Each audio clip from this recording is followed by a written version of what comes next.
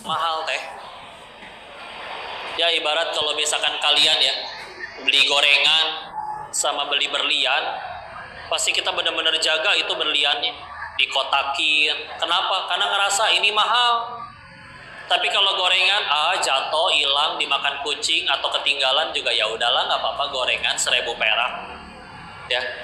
Karena dirasa tidak mahal, jadi kadang tidak kita kotakin, tidak kita jaga, bungkusnya aja beda, ya. Maka sadari dulu bahwa Masya Allah, pamannya Nabi sendiri yang dakwahin Rasulnya langsung gak dapat hidayah, Abu Thalib. Tapi kita ketemu Nabi enggak, ngelihat fotonya enggak, mau beriman kepada beliau, mahal asli, mahal sekali. Kalau kita sudah yakini kemahalannya, maka pasti lebih kita jaga. Itu satu. Dua, jangan pernah sendirian kalau lagi futur. Karena kalau sendirian gampang bikin dosa. Paksain aja ke majelis taklim, ketemu siapa. Karena minimal kalau lagi ada orang di pinggir kita malu pengen maksiat. Kita lagi pengen nonton drakor, tapi kiri kanan lagi ngapalin Quran semua, kan malu. Makanya malu itu sebagian dari iman. Yang terakhir, jangan lupa wisata rohani, ke kuburan. Ya Allah, dia dulu lebih kaya, lebih cantik dari saya, dimakanin cacing juga. Anak-anaknya gak pernah datang, malah berantem rebutan hartanya. Anak saya mah pada nurut, padahal kadang saya gak ngasih uang jajan. Ya Allah, alhamdulillah ada gelang, yang lain mah gelang tapi karet gelang. Saya mah gelang betulan, ya. Syukuri. Mampir ketemu anak yatim, halus kepalanya. Ketemu orang sakit, ya Allah kita seumuran, kamu mah terkapar sambil zikir.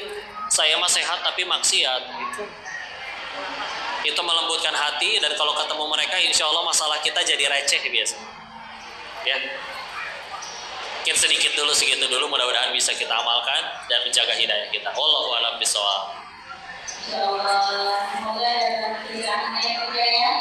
Baik, nanti pada yang bertanya. Yo, doain mudah-mudahan tanahnya cepat laku, terus duitnya dipakai untuk kebaikan. Amin ya Allah. Nama ada oleh sedikit akan selanjutnya dari saya sebelah kanan satu orang boleh tunjuk aja. Saya kanan. Depan kaki kanan bawah. Kanan bawah, kanan bawah. Yuk, ya boleh. Ya Allah, semoga mantan suaminya nggak zalim lagi, dihentikan kezalimannya. Di sini 9.48, di sana masih subuh ya. Waalaikumsalam warahmatullahi wabarakatuh. Mengapa sebagian orang mendapat hidayah itu selalu ujian berat dalam hidupnya? Iya. Pertanyaannya, kenapa sebagian orang mendapat hidayah itu setelah ujian berat?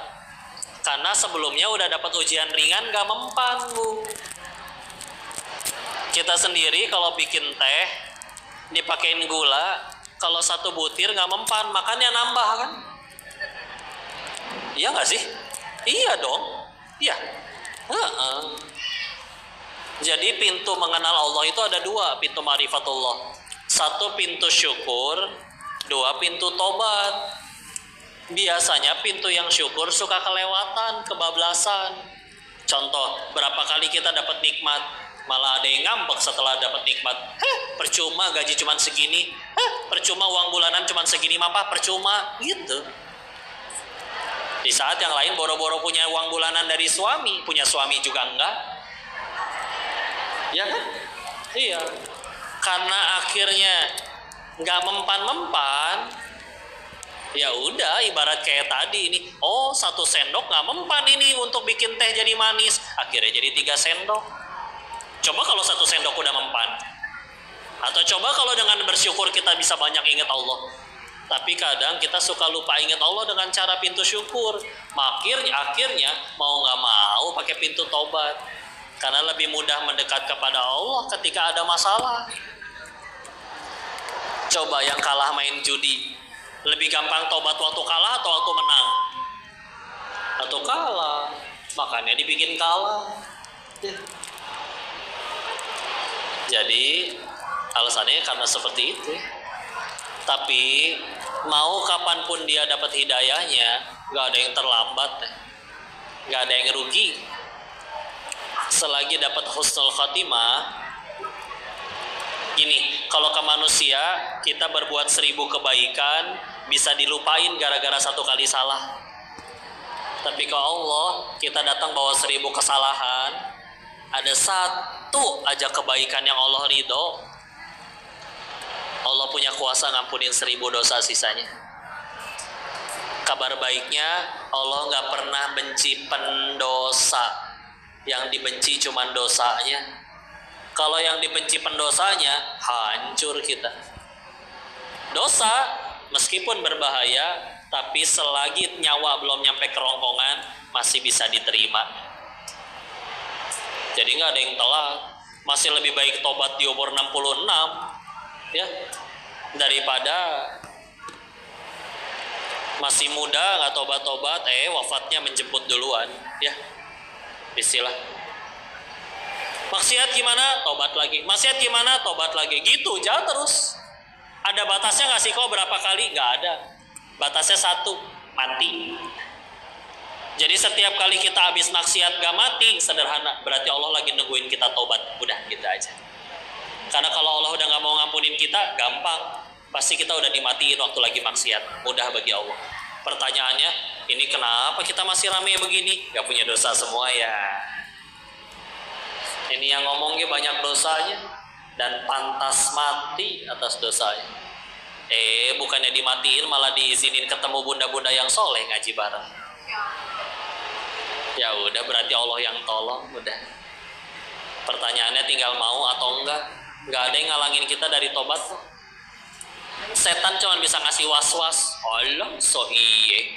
Biasa juga joget TikTok. Sekarang tobat. Kalau kita pengen ngelawan, emang kenapa? Kalau gua pengen tetap tobat, emang gimana? Di-sliding gitu di tempat wudhu, dicubit ginjalnya, nggak bisa apa-apa. Disuntrungin waktu lagi ruku, nggak bisa. Dia cuma bisa ngomporin. Kadang ngomporinnya minjem mulut orang. Cie, so alim ngaji. Sekarang mah soleha, dulu mah solehot gitu kata. Ya, tinggal jawab aja. Ngaji itu bukan tanda orang alim, bukan tanda orang soleha, tapi tanda pengen jadi alim, pengen jadi soleha. Baru juga pengen, berhasil nggak? Nggak tahu. Allah tolong yang nggak jadi, Allah nggak tolong yang nggak jadi. Yang kita tahu, kalau Allah udah gak suka sama kita, jangankan diizinin tobat, jangankan diizinin nyampe ke pengajian, dibikin mati waktu lagi maksiat dulu juga bisa. Udah maksiat berapa kali kok gak mati-mati? Ya udah, Allah lagi nungguin kita tobat. Gitu aja, tenang. Jadi gak ada yang telat. Meskipun dia harus dapat hidayahnya, mohon maaf ya, di luar sana ada yang dapat hidayahnya setelah keluar dari penjara. Gak apa-apa. Yang penting ditutupnya tetap dengan husnul khatimah. Wallahu a'lam bishawab.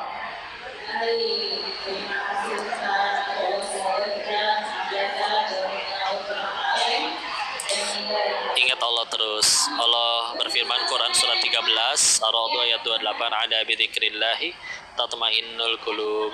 Hanya dengan mengingat Allah hati menjadi tentram. Berarti kalau lagi nggak ingat Allah, kalau lagi nggak tentram hati, pasti lagi nggak ingat Allah.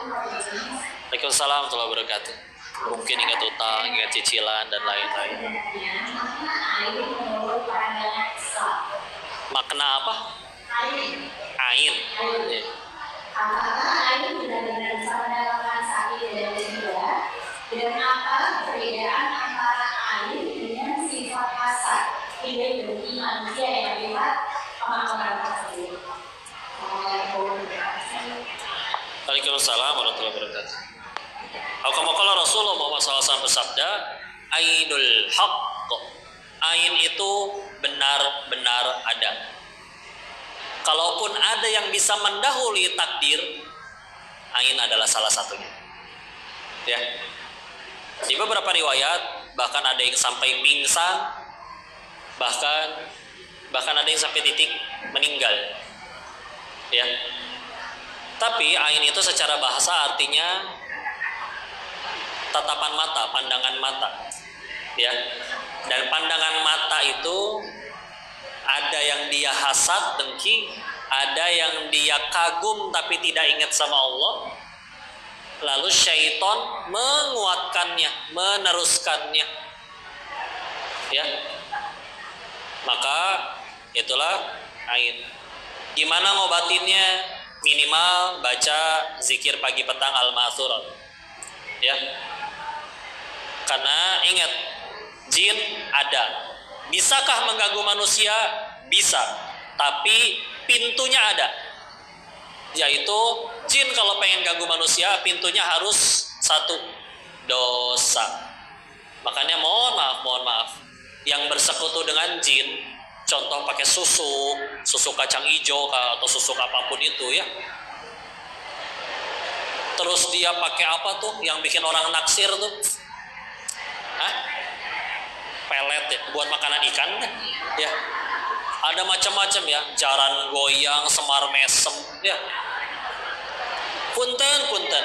Yang akhirnya bisa naksir sama perempuan yang pakai gituan, punten. Biasanya korbannya juga gak sholat. Bapak-bapaknya yang emang gak pernah sholat gitu. Kalau yang ternyata orang yang bertakwa gak memempat, udah perempuan biasa aja di mata dia. Ya. Karena syaitan ngeganggu itu ada pintunya, yaitu dosa. Maka kita harus jaga diri supaya ya jaga diri dari dosa. Ya. Walaupun ada riwayat yang lain menjelaskan kalau kita tahu ini ain datangnya dari siapa, minta orangnya berwudu, ambil air wudunya untuk dipakai oleh kita mandi, ya. Atau ada riwayat yang menyebutkan diminum seingat Bapak, ya. Tapi kan kita nggak tahu dari mana. Apalagi kalau kalian misalkan dikenal di medsos yang nonton 1 juta orang, entah dari yang mana. Makanya tugas kita ngejaga diri. Kalau kitanya yang nggak bisa jaga, untuk anak-anak kita ya udah kita orang tuanya yang jaga. Jadi begini, gangguan jin itu ibarat begini, di rumah ada kecoa, kita semprot pakai anti serangga, mati ya? Mati. Tapi kalau sampahnya masih ada, datang lagi nggak kecoanya? Datang. Maka berarti cara terbaiknya gimana? Bersihin rumahnya, bersihin sampahnya, sampai saking bersihnya kecoa juga nggak minat datang. Maka ibarat kalau kita kena gangguan jin, baik yang lewat ain, tatapan mata orang atau apapun itu, ya, maka cara terbaiknya gimana? Bersihin sampai akhirnya setan juga nggak mau datang. Bisa sih disemprot. Contoh dengan cara apa? Datang ke ustadz, nanti ustadznya ngeruqyah. Tapi ingat, sebaik-baiknya ruqyah adalah ruqyah mandiri. Tapi kalau saya ruqyah mandiri nggak mempan kok, ustadz itu mempan. Karena memang bacaan Quran itu gimana yang baca. Ibarat senjata, ada yang jago make, ada yang nggak jago makainya. Kita bacanya nggak ngerti, nggak pakai tajwid, hafal juga enggak. Ustadznya lebih beriman ke Allah, bacaannya pakai tajwid, tartil. Wajar kalau beliau lebih mempan bacaannya. Tapi yang ustadz itu seperti semprotan anti serangga aja. Selagi kita udah minta tolong ke ustadz sembuh dari gangguan bangsa jin, tapi kitanya tetap maksiat, sholat ditunda-tunda, tetap, ya berarti sampahnya masih ada. Nanti kecoanya bisa datang lagi. Ngerti? Ya. Jadi yang terbaik, bismillah kitanya bertakwa sampai akhirnya jinnya atau ya tadi kecoanya gak mau datang lagi. Ya. Dan biasanya kalau ustadznya soleh juga, dia biasanya akan ngingetin, Pak, Bu, saya gak bisa nyembuhin. Yang nyembuhin Allah, saya cuma bisa ikut bantu doain atau bacain Quran. Kalau sembuh, Allah yang sembuh, jangan makasih ke saya, apalagi bergantung ke saya. Ya, karena si ustadznya juga akan digoda. Ih, sembuh lu, jangan-jangan saya memang sakti. Digoda dia sama iblis juga. Yang sakitnya juga digoda. Wow, sama ustadz itu sembuh. Akhirnya kalau ada masalah, bukannya sholat, bukannya tobat, malah harus nyari si ustadznya. Padahal kan yang nyembuhin Allah, bukan ustadznya. Jadi harus benar-benar dijaga ketauhidannya, ketakwaannya. Iya, ain itu ada dari pandangan mata dan ada efek sampingnya. Tapi kita bisa melindungi tadi dengan zikir pagi petang al-masurat, jaga diri dari dosa, perbanyak baca Al-Quran, perbanyak mengikuti sunnah Nabi. Nabi minumnya duduk, aku duduk. Nabi pakai sendal kaki kanan dulu, aku juga begitu. Gitu semua diikutin. Karena semakin kita jauh dari dosa dan semakin kita ngejaga sunnah Nabi, semakin sulit bangsa jin, syaitan dari golongan bangsa jin untuk mengganggu. Ya, seperti itu kurang lebih. Ya, mudah-mudahan Allah jaga kita dari syaitan. Makanya kan di dalam, atau boleh baca doanya ya, Bismillahilladzi la yadurru ma'asmihi syai'un fil ardi wala fis sama' fahuwas sami'ul alim. Atau a'udzu billahi kalimatillahit tammati min syarri ma khalaq. Wallahu a'lam bishawab. Oh ya, jangan lupa 3 kul ya. Ayat kursi tambah 3 kul. Insya Allah hafal semua. Ya. Terima kasih Ustaz. Semoga kita jauh dari Ustaznya. Baik, untuk pertanyaan selanjutnya dari saya belakang luar.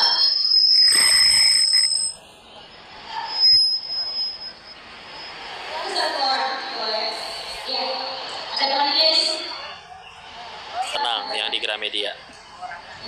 Untuk jiwa yang tenang. Atau jangan menyerah, Tuhanmu tak pernah meninggalkanmu. Waalaikumsalam warahmatullahi wabarakatuh. Yang Medland, silakan. Pertanyaan besar, ada sebuah hadis yang mengatakan, jangan berarti di antara kalian ada masa jahiliyah adalah dan beberapa pula ada masa yang sebenarnya. Nah, maksud saya bagaimana kalau saat itu berjalan dengan kita kan pengen jadi yang terbaik juga gitu ya, pada masa jahiliyah. Nah, kemudian itu bagaimana korelasinya? Bahkan menjadi yang terbaik pada masa jahiliyah. Ibu nangkep nggak Bu? Maaf, saya suaranya bergema. Yang baik ya, ada hadis yang mengatakan pada masa yang terbaik pada masa jahiliyah akan menjadi yang terbaik pula pada masa iya tahu hadis. Maksud dari korelasi hadis itu bagaimana ya Ustaz? Iya. Menjadi yang terbaik pada jahiliyah. Apa menjadi yang terbaik pada masa jahiliyah? Iya. Terima kasih. Assalamualaikum warahmatullahi wabarakatuh. Waalaikumsalam warahmatullahi wabarakatuh. Ini iya, dan salah satu yang menjadi banyak bahasan terkait hadis ini adalah Umar bin Khattab radhiyallahu anhu.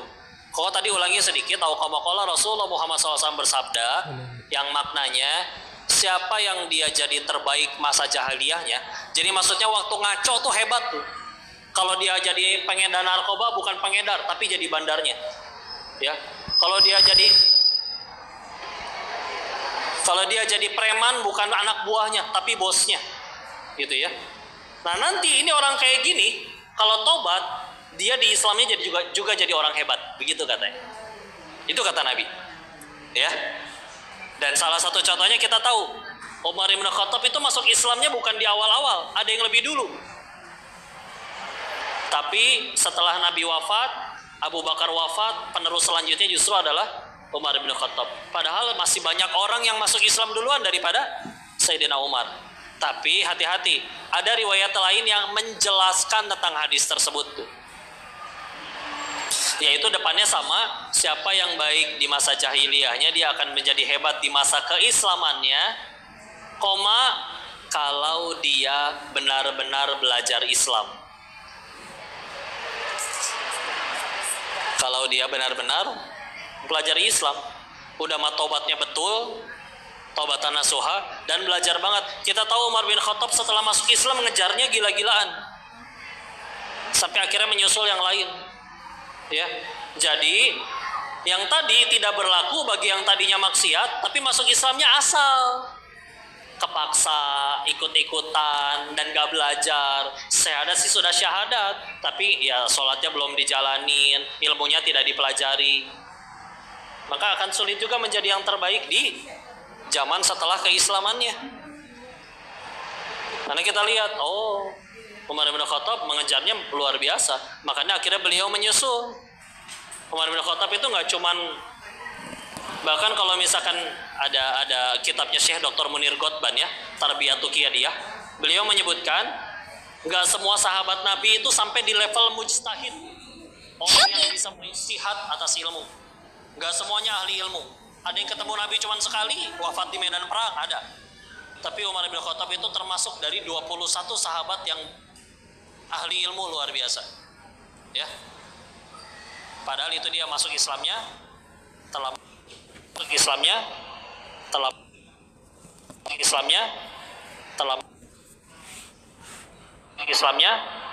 terlambat. Jadi baik benar-benar kalau dia benar-benar belajar Islamnya. Ya. Dan bukan berarti, oh kalau gitu aku ngaco dulu, dan ngaconya jadi penjahat bosnya dulu. Enggak. Kalau ternyata nggak ada umur sampai nanti tobat, meninggalnya pas lagi maksiat, repot. Ya. Jadi tetap kejar. Ya. Karena kalau orang udah pernah maksiatnya parah, terus tapi tobatnya tobat nasuha, dia setiap kali futur ingat dosa. Ya Allah, orang lain mah mungkin bisa ke surga meskipun zuhurnya 2:30, asarnya 5:30, karena aku tahu mereka nggak punya dosa sebanyak saya. Makanya setiap kali pengen futur ingat lagi, ya Allah, dosa saya aja yang kemarin nggak tahu udah diampuni atau belum. Jadi nggak jadi futur, tetap ibadah lagi karena ingat dosanya. Maka itu yang bikin dia mahal. Karena dia selalu berpikiran, ya Allah, kan kita nggak pernah dapat SMS selamat tobat Anda telah diterima, nggak ada. Ya.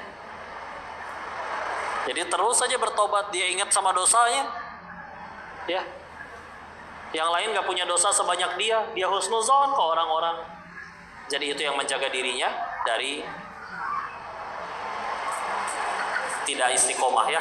Jadi bismillah, itu maksudnya ya. Wallahu a'lam bishawab.